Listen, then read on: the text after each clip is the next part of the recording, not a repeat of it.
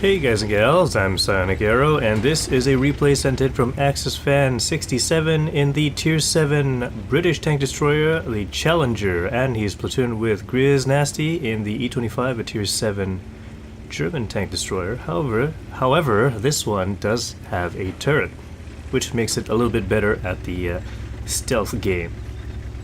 Now the Challenger has the hull of a Cromwell, so it does get excellent top speed, and I suppose it can maneuver relatively well. Unfortunately, the turret doesn't turn very quickly. The cannon is the same 17-pounder cannon that you find on the Black Prince. It has 171mm of penetration and 150 alpha damage, so that actually feels pretty bad for a tank destroyer. It felt pretty bad for a heavy tank, and now they've put it on a tank destroyer, same tier, and I don't know, I guess you gotta be really sneaky with this vehicle. However, you do get 239mm of penetration when you fire the premium rounds, and that is actually really nice. So let's see what axisfan67 can get up to in this position.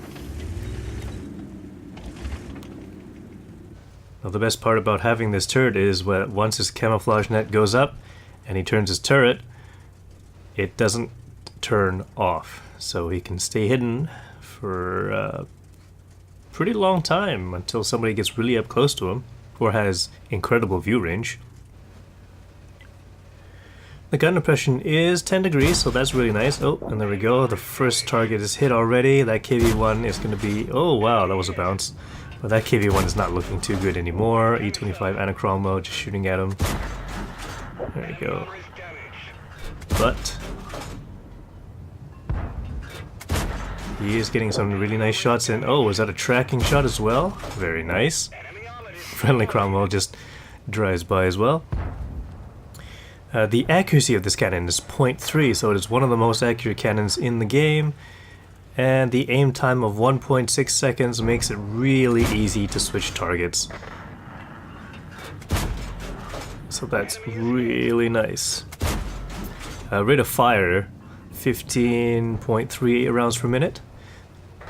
And that does account for having such a low alpha damage. So you can do the same amount of damage, but you do have to take a lot more shots, and that will come in the cost of credits.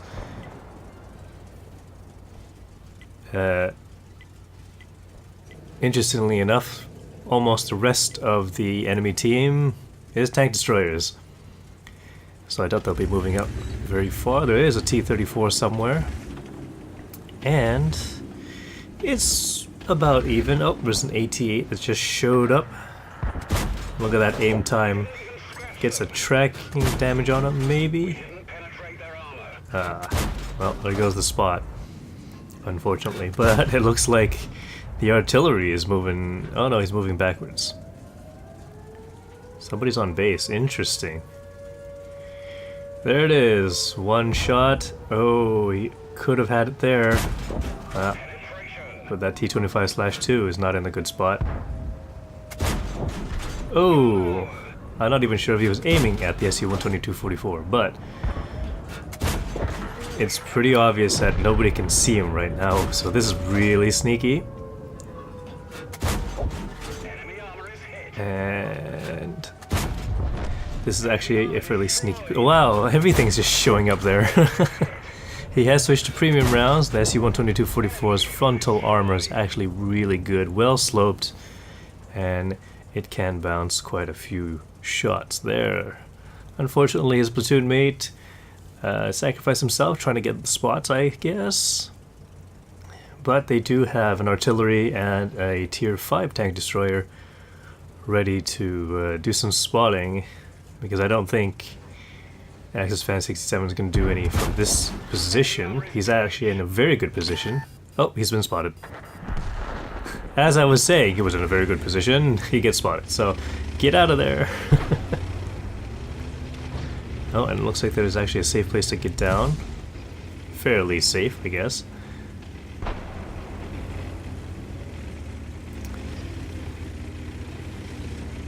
And, oh yeah, the interesting thing or interesting fact about this vehicle. Most of the armor is fairly thin. The whole armor is 88 or 89 millimeters thick on the front, 50 millimeters thick on the side, 38 millimeters at the rear. The turret armor is 50 millimeters thick on the front, 40 millimeters thick at the side, and guess what the rear of the turret is? 200 millimeters, which is what's going on there? Anyways, looks like he's facing quite a few low health enemies so far. He's got his top gun, which is nice. And I guess the most pressing targets would be the SU-152, which could potentially one-shot him if he gets a penetrating hit with the 152mm howitzer, and the M44, which also has a howitzer cannon. The T-34, however, has or is usually equipped with a small fast-firing cannon, which might not actually be able to match the DPM of the Challenger, which is, what's it at, 2,300 damage per minute?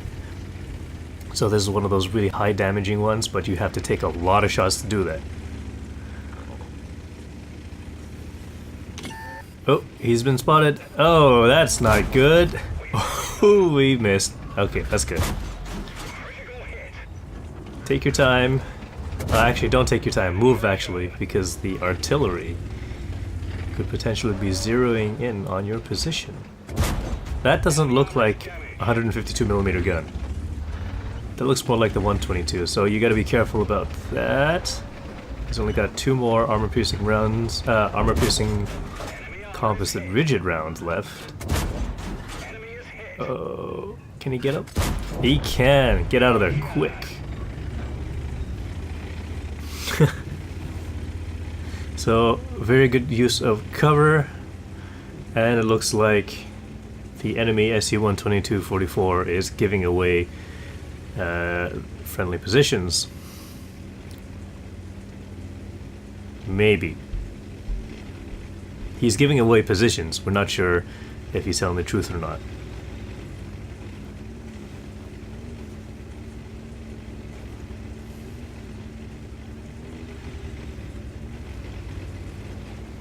And I guess this is where the speed comes in. You can travel vast distances within a short amount of time. And axisfan67 has over 7 minutes to do whatever he needs to do, like look for the artillery, which is the biggest target. And I'm not even sure where that T-34 is, but he's got a kill, so he's not AFK.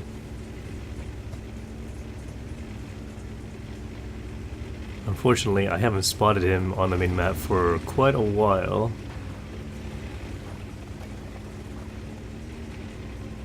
Alright. Doesn't look like anything's here, but he is a little bit out in the open.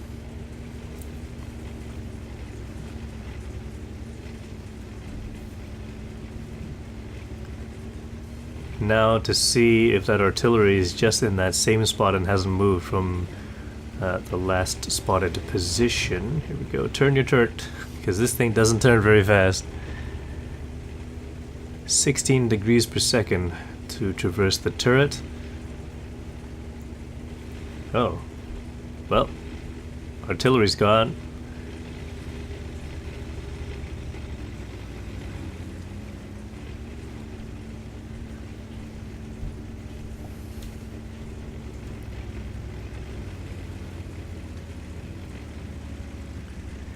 Now, what's gonna happen? Is he gonna find the T-34? Is the M44 gonna shotgun him? Is he gonna kill both? That would be a pretty nice game.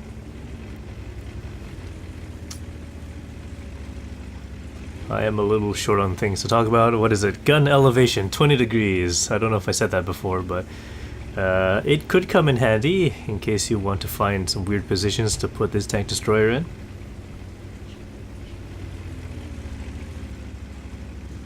Interesting. Oh, there's the T-34 on 42 health. No wonder he's running away.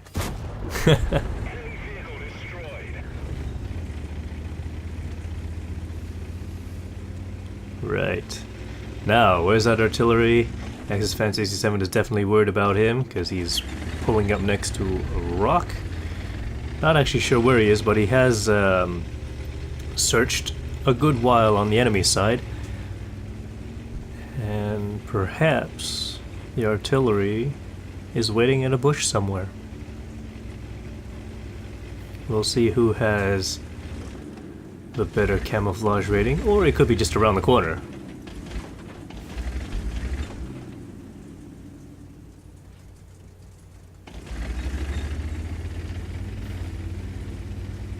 Sometimes it's a little dangerous to just stop and type in chat, but it is only 2 letters.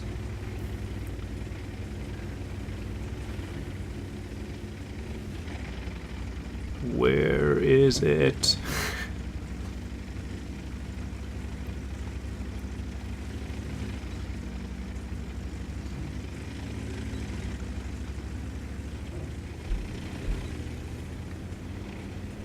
Must be getting nervous by now.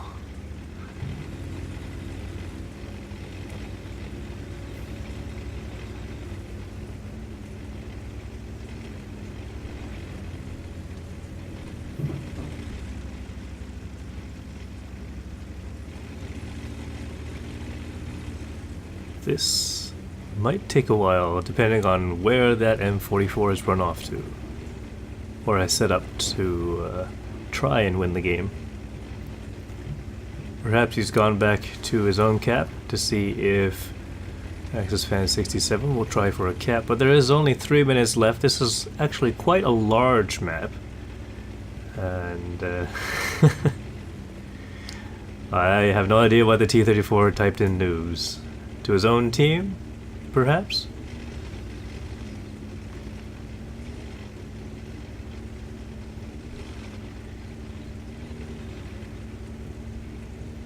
He might be going, trying for a cap.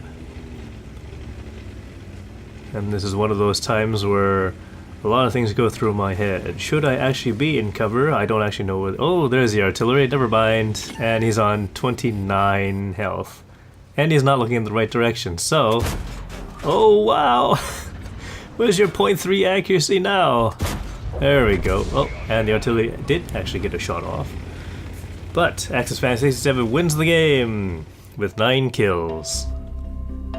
A bunch of medals with 1,281 points of experience earned, 3,061 damage done to the enemy, which is a lot more than the rest of his team. 40 shots fired, 32 hit, 24 penetrations, and a net loss of 58,700 credits, which is due to the fact that he fired all those premium rounds. But it's not like he didn't use a lot of the regular rounds either, it's just that he had to use quite a few for those SU-122-44s and other hard to penetrate targets as well. So that was actually a very nice game. Thanks for watching, please press that like button, leave some comments, and I will see you in future videos.